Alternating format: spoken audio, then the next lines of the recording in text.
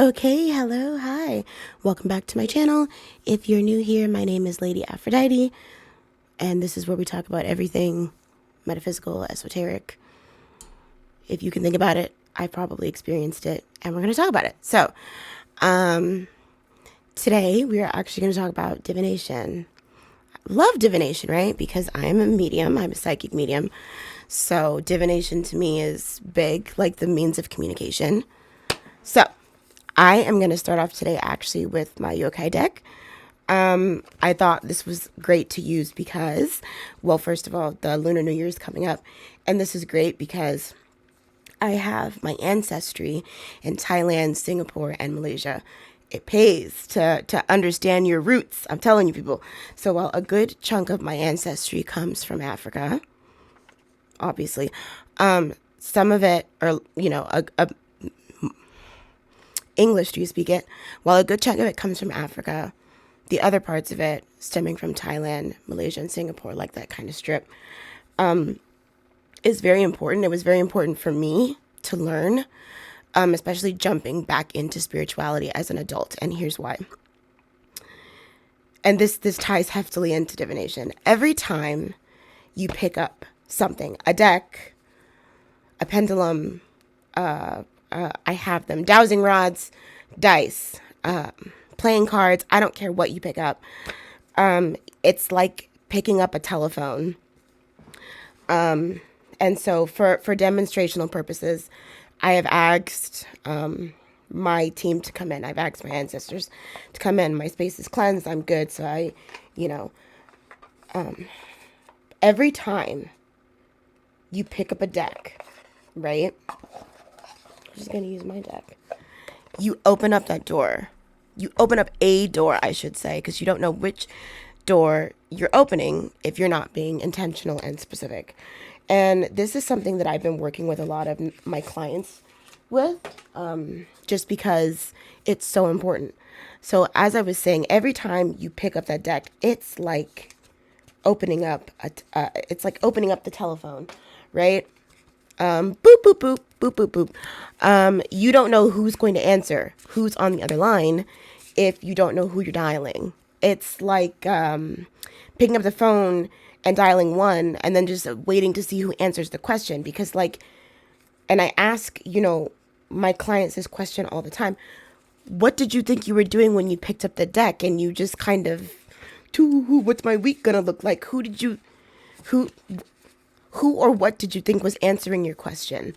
And I don't ask that to be mean or to sort of pick at them. It's a realistic question. Like, did you think it was the air? And that's not to be, because you technically can pull on the energy or the frequency of the element of air, right? People do it all the time when they do those readings of water signs, fire signs, air signs, and earth signs, like, ooh, what's the energy surrounding you? Like, obviously, you're picking up. This bracelet has captured so much. I'm sorry, this is just so random, but look at it. It's about to go. I gotta get a new one. It soaks up all my negative. Damn. Okay. Anyways, like I was saying, you can pull on those elements and sort of get a read for them and get a read for, what the elements are going through, or heftily energies surrounding those elements this week. So the joke of, who do you think is answering? Air? It could be air. It very well could be air. But you know what I mean. Like, who did you think was answering your, excuse me, your question? And this is so important just because a lot of people will say, well, I'm not in communication with my ancestors. I don't commune with my ancestors. I don't know my ancestry. And that's okay. But you need to understand who you're asking these questions to and why and how you're going to get these answers. Because you can't just pick up a divination device. You can't just pick up the telephone and not expect for someone or something to pick up on the other line. And the problem with this almost always is that because no one knows who's on the other end of the line, you could be getting any type of answer. And 9 times out of 10, they could very well be giving you the correct information over and over and over again, saving it up for that one rainy day when they trip you up and give you the wrong information. Why? Because you were far too trusting. You didn't ask any questions. You didn't know who, what, when, where, why, and how. So for me, understanding my ancestry and my heritage was so important, to understand the energies, entities, deities, whomever I may end up working with this lifetime, I may feel more drawn to, and things I may have just inherited. Because you do spiritually inherit things. You do have a spiritual inheritance. You can pass down energies and entities. Sometimes they're not always good.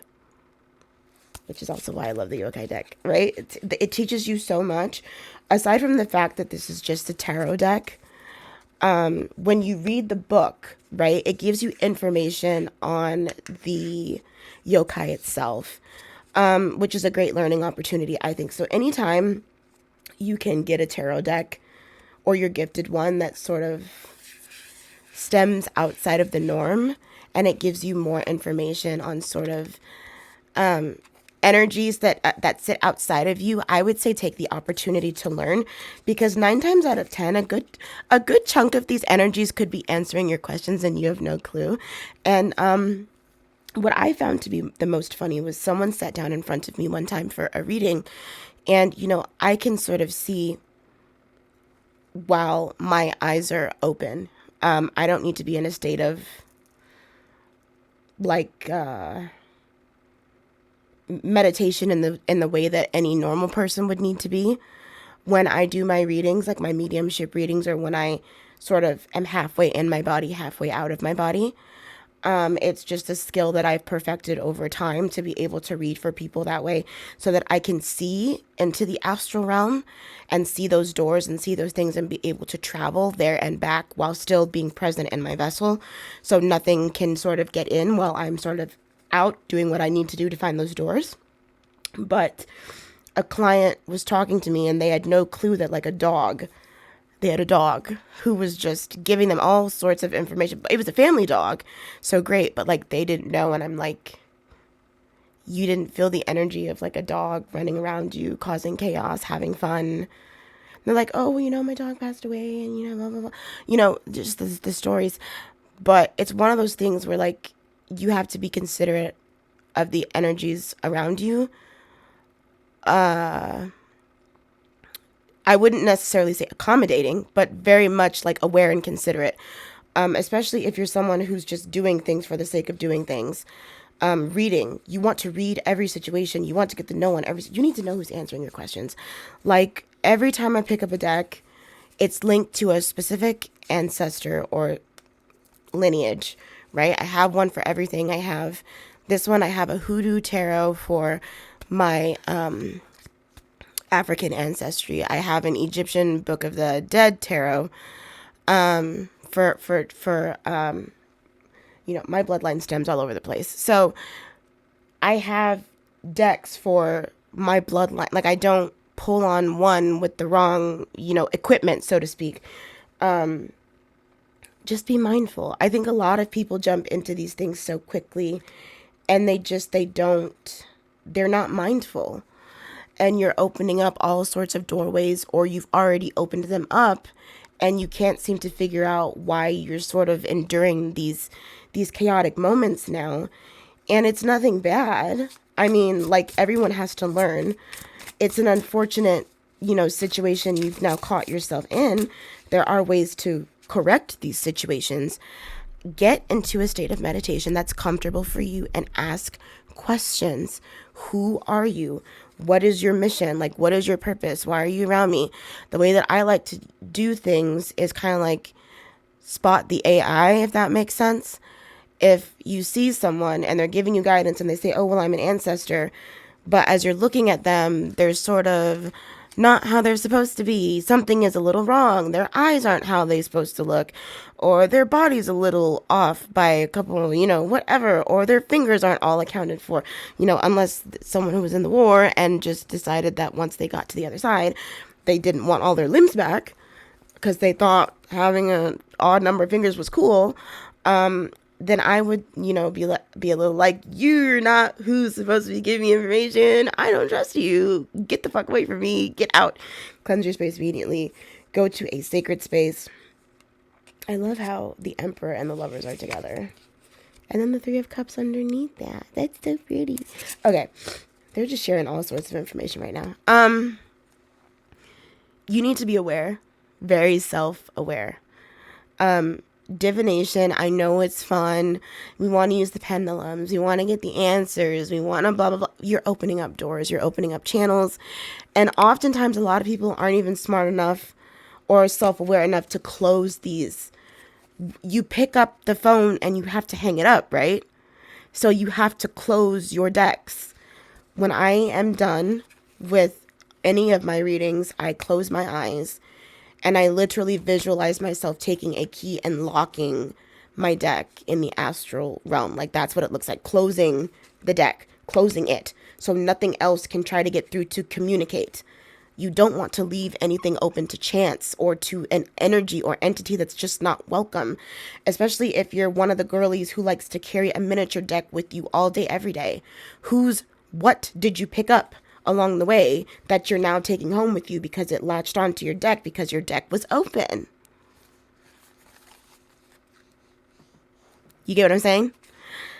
And I don't say these things out of needing to nitpick or just be rude. These are very teachable moments. And the only reason why I can speak to it is because I went through it. I did not learn fast enough how to close things, and I did not understand that I was opening things. I looked in the corner and,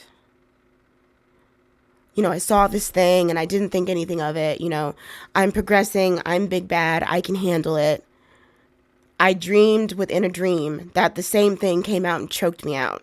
It choked me out so much that I woke up in the dream and then said, wait a minute, I'm dreaming, and then woke up again. Followed me all the way home from someone else, mind you. The first time I had noticed it was when I went on a date with someone. That's how crazy it was. I went on a date with someone. I very much thought the date was nice. But when you see things that are attached to people, their bloodlines and things of that nature, that's kind of your sign that, like, this isn't for me. You clearly have some work you need to do. You have some energies that are causing you to struggle with your addictions, things of that nature. It's not my job to heal you. It's not my job to mommy you. This is not what I need to be entering into, right? So that's one of the beautiful things about discernment, having the eye and utilizing it and not getting caught up in things that just aren't your business. Now, we can, if you're much like me and you have the gift of sight and you can see these things on people or in their faces or when their faces shift and change and things of that nature, we can help these people. And it's a great thing. I just don't like mixing business and pleasure. I cannot do that, go out with you and have all of the fun with you, one or the other. You get me? We had already gone to dinner and done everything else, so that it was just that it's mixing too much. I guess this thing thought I was so fascinating or emitting so much light or energy that it followed me home, and I didn't take enough precautions because I was carrying around some things that were very much open, leaving me open. So while it didn't latch onto me, it latched onto something fun. It latched onto something I had around me. And, usually I have my rituals for my front door. I had not, I live in an apartment complex, so they clean the outside of each unit. I had not put up my red brick dust yet. I have to redo it every time they clean it.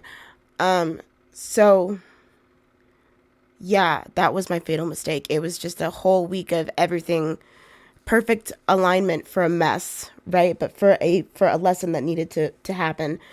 And a lot of people are probably thinking, well, how can you think that way? You got choked out. That was your life. This is my job.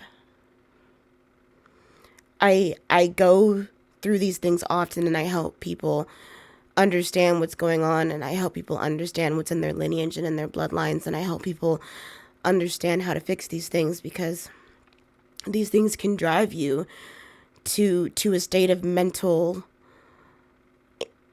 to the point where you're mentally incapacitated almost, and you just can't function. And I never want to see another human being like that, or experience that, or go through deep psychosis, or being pushed towards the brink of something they can't come back from. So if I have to learn from experience and walk that, and then go through another transformational sequence where it is a death and rebirth process, then I will just learn, because it's what I signed up for. And I am far enough in my journey where I can admit that. It's what I signed up for. I said, I've done this enough times. I've gone around enough times. I've been around the block enough times. I've served enough deities enough times. I've worked with enough ancient gods enough times. I've done this. This should be a cakewalk. And even now, I still trip myself up. I'm still learning. I'm still reaching those moments where I'm at the top and I'm teaching people, and then I'm knocked to the bottom and I'm learning. You're never that perfect spiritual guru that people are trying to portray themselves as. It's not happening. It's not happening. And if these people are telling you that they are, they're fucking lying to you. I don't know what to tell you. They're lying to you. If people are not preparing you for the reality of what is happening out here in real time, they're not who you need to be talking to. They're cute for a little reading on what's going to happen in 2 weeks. But that's about it. They're not going to get you right. Because once you get your quick fix, your quick hit, you're going to be right back. They're not telling you anything. They're not telling you about the energies that are attached to you. They're not telling you about the ancestors who are trying to open up doors for you, but you're so stubborn that you're not listening. They probably can't even hear them. They probably don't even know who they're talking to. They just flip cards and memorize. Okay. I'm not trying to be disrespectful. Let me back it on up. But that's the truth. So I'm not taking it back. A lot of people are real good at memorizing things, like how it was when we were in college. Yeah, in order to pass this class, you got to X, Y, and Z. And a lot of us retain that knowledge by simply glancing over things and memorizing. We memorize real good. The problem is, when you get in front of people like this, you can feel a clear disconnect, because they're telling you what's in these cards and they're not telling you what's going on. They're not actually tapping into much of anything. Divination is a beautiful process. Tools used for divination is to help you connect. The way that I described divination tools as being the telephone, I am the telephone. I don't need the divination tools. I utilize them because they help break sound barriers when I have trouble hearing. On days when I am weaker, on days when I just need to rest and I cannot utilize that much energy, so I need to be fully in my vessel and I can't afford to be out here doing all that. That is when I utilize divination the most. 9 times out of 10, I am the telephone. I am the thing you pick up and I say boop, you say boop, boop, boop. Hey, I have a question. And I go, doot, doot, doot. Hey, this was their question. And then I go, hey, this is what is being relayed. This is who it's being relayed from. This is exactly what they look like. This is the description. And 9 times out of 10, my client is able to look up who this energy or entity is and is able to say, holy shit, I've been getting signs from them for weeks. For weeks, it corresponds. For weeks, I've been seeing their colors. They've been pulling me this way. I've been wanting to eat these particular foods, which are also the offerings that they like. A lot of times, devotees will come to me and the deities will be like, these are my babies. Take care of my children. Deliver the message. They're my children. I've been trying to get it going for a minute. So a lot of you who feel like you don't have ancestors, or you don't connect with your ancestors, but you get into a craft, your craft, whatever your practice is, and you get drawn towards a, deity. Well, that is your ancestry, so to speak. That is your family. I've always had it be where the deity has described the devotee as their child, their children. I've never had it be a situation where someone's like, well, I worship such and such. And then the deity's like, I don't know who this is. get this person away from me. Like, it's never crossed my path. Now, I've seen it online where someone would talk about like worshiping a deity on like a TikTok or something, and the essence or the energy of that deity, you could hear a chuckle. And it's a clear, this person doesn't know what they're doing. I get all the wrong offerings on the wrong day of the week. They don't talk to me. We don't have even a working relationship. They thought it was cute to put up my picture and light a candle and think I was just going to open every door in existence for them. And then they left. And I was like, oh, well, damn. This is also calling some of you out. If you do that, I'm telling you right now, you need to breathe life into that altar. Do more research. Because that deity, they ain't opening the doors you think. Trickster, maybe. A trickster might think that's just good enough. And take what you give. Like, and that's not to be rude, but y'all are not asking enough questions, and you just kind of take what's in front of you face value. So how do you know it's not a trickster? What definitive proof do you have that it's not? And before people go, what definitive proof do you have that it's, I walk between realms. I see who I'm talking to. I've put in the work to be able to cultivate relationships with who I'm talking to. And if I'm unsure, guess what I don't do? Continue to try to have a relationship. And 9 times out of 10, if I'm unsure, they will find a way to make sure that it's them who's coming through, and they are quite strong and adamant about it. I will see about 4 or 5 of their devotees come across me. We will have in-depth conversations about them. Things in my life will correspond with them. I'll see their colors. I'll smell their particular scent that matches with them out of nowhere in the air. I will see them in the astral realm. I will dream of them. I'll see their posters. I'll see their statues in the most random of places, not even in the shops where, in the shop where I work, where I do my readings out of, not just that. I'll run across them, online. It will be random. And it will be spread out, but it's their calling card. And then once that is established, there's clear boundaries. There's a way to respectfully go about things. And every deity has a door. So for every ancestor door that I see a deity's door. I see a god's door. I don't know what you thought these things were like. But I can tell you right now, it's not all rainbows and sunshines. There's places that you have to go to. You need permissions. They have to let you in. They have to decide to let you in. You don't barge your way in and think that you just are all powerful and you got, let me tell you how many deities like slammed the door in my face. Come back, you're not ready. Come back, you're not ready. Come back, you're not ready. Come back, you're not ready. Do you know how disappointing it is to have them call you? And then you go to their door and you're like, hey, I'm ready. And they're like, no, you're not. Go back. There's more for you to learn. Go back. There's like 2 deities back there who still need to work with you. Wrap it up. Then come this way. I called you so you knew I was ready. But you ain't ready. Again, divination, beautiful. But everything comes with a price. There's always someone on the other end answering. Every deck. It doesn't matter what deck you use. You open up that bad boy, someone's on the other end answering the phone call. Okay? This is why I like to be the telephone. It's just a lot easier if I can see for people so people aren't, handling things they don't fully understand. But for my clients, one of the first things I always tell them is if you're lost and confused and you want to know who you're working with or who's been working with you, giving you information, meditate. And a lot of people are like, meditation, it's so...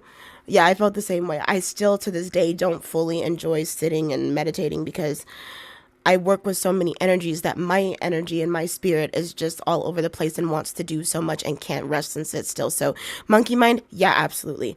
But this form of meditation, and I recorded an audio for my clients that they utilize, and they say it's pretty powerful. But the way that I recorded the audio was so that I walked them through shielding themselves and making sure that they have at least good energy around them as they walk towards their personal door, because a lot of people aren't even connected to their personal door. And we go through this process of seeing how ready they are for this. And the way that we know whether or not they're ready is that they will be able to find the key to their personal door on their person. And I always tell them, if you can find the key and you can get in, then this is beautiful, because now you have access to a sacred space in the astral realm where you can go, and energies and entities cannot follow you in. They can't get past that threshold. This is a space for you. This is a space for your ancestors. This is a space for any energies you work with. This is sacred. It's like Garden of Eden sacred. Like, once you're in, things can't get in. So what you need to do when you're in there is see who's coming forward and ask questions. Who are you? A lot of people will find that the first person or first energy to come forward is very strong, usually strong enough to knock them out, meaning like you will get extremely tired. You're not used to being in the presence of them wholeheartedly and fully to this capacity. But understand that everyone and everything has its own working agenda or thought process for you. And that's an important one too. This is why I like to have working relationships with even my own ancestors. Like, I will leave you this, and in return, I expect this. This is the expectation. If we can't come to an understanding, let's hash out a contract so that we can figure it out. The reason for me doing things this way, and a lot of people don't want to hear it, but it's just the truth. The way that demons lie, angels will lie. They have an agenda. Everyone and everything has an agenda. Everyone and everything has an agenda. It just is what it is. If an angel wants you to go down a certain path, the angel is going to push you down that path, because that is its agenda for you. Isn't that manipulation? Well, yes. What made you think that any energy that sits above you was going to bow down to you and cater to you? Realistically speaking, what made you think that any energy that sits above you was going to cater to you? Unless it's something you spiritually inherited, like a spirit animal or something, and even they don't bow down to you. It is a beautiful, balanced relationship of give and take. For everything that I have to do that one of my beautiful creatures has to work with me on, I leave them something. They work with me because I inherited them, and they have as much love for me as I do for them. But it's never just that. I always leave them something. Water, fresh fruit, something. You have to feed them. You can't just let them go around eating whatever in the astral realm. It's not good for them, right? Like a pet that you have in the physical. And then sometimes those, spirit animals will take a physical vessel. That is when you end up having familiars and things. So it's a lot to utilize, and it's a lot to learn. And you're one phone call away from disaster. So when it comes to any sort of divination, I'm looking at all of my divination tools here because I have so many. Be mindful of who's on the other end picking up, right? Again, you're one phone call away from disaster, and that's not what you want. Let my story of being choked out by someone else's terrible demons be a lesson to you. It's just not good when something goes, ooh, you're wide open. And then you're like, no, fuck off. So technically you challenge it, and it goes, you just challenged me, bitch. This is going to be fun. And your soul knows what to do, so your soul's kind of hyped up because your soul thinks it's fun, but you're terrified in the vessel because you're like, I realize that if my ethereal cord is cut, I could be fucked. That's a conversation for another day. We're not talking about cords today. But it is a conversation that needs to be had because I can see them. So let's talk about that another day. But this was sort of my tidbit introduction into divination, because I think a lot of people go, I'm going to pick up a tarot deck or an oracle deck and it's going to tell me. Great, but who's giving you the information? I want you to tell me that right now. If you cannot pick up a tarot deck or an oracle deck, shuffle, put your energy into it and have it bounce off, and you can feel whose energy is coming off, who is answering these questions to you, wrap it up. Wrap it up, wrap it up. Go back to the basics, because you can't even tell me who's talking to you.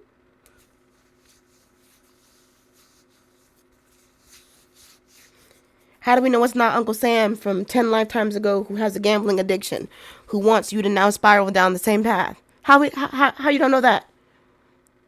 How you don't know that?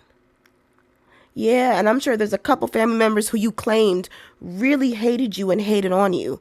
How you know they're not giving you false information, trying to fuck you up? Because I cleansed. Okay, but you cleansed your space. You cleansed yourself.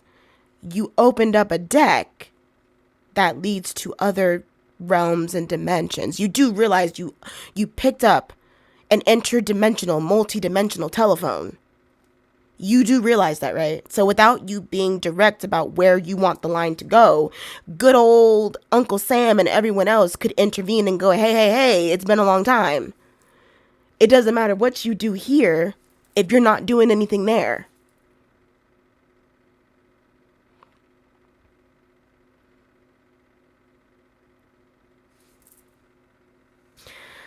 So this was 31 minutes of yelling, screaming, and sharing of crazy stories, right? But it was a story that I think needed to be told, because I think a lot of people are very quick to touch things, do things, and not understand things. And quite frankly, I'm not arguing with people in the comments. I used to say this all the time last year, and I'm going to say it this year. I'm not arguing with you. If you think your way of doing things is working for you, great. Keep doing that. If you're not concerned with who's answering these questions when you do readings for other people, and you're not concerned about opening up doors for you or opening up doors around them, and you're comfortable with what you're doing, then do that. Don't argue with me about what it is that you're doing in your practice. Stand firm in what you're doing. Don't argue with me. You shouldn't have a problem with me if you're firm in what you're doing and you're not worried about a single thing. You should have no reason to argue with me. This conversation is not for you then. That's all I have to say, because people who like to argue with me are always the loudest and always wrong. Y'all love to come over here and argue with me, and I can see about 10, 20 things behind you that you can't even see, and you think you're right, and I'm not engaging in it.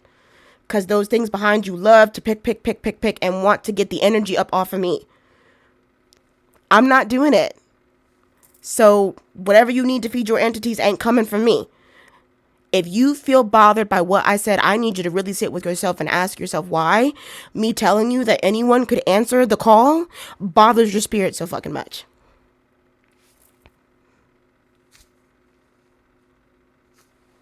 And that's where I'm leaving it at. So if you liked this video, great. If you didn't, that's fair too. You don't have to like everything I say. I'm not expecting everyone to. I'm not everyone's cup of tea. My readings are open for the rest of January. If you would like to book a reading with me, you already know in the description box below, you can do that. If you don't want to book a reading with me, that's fine too.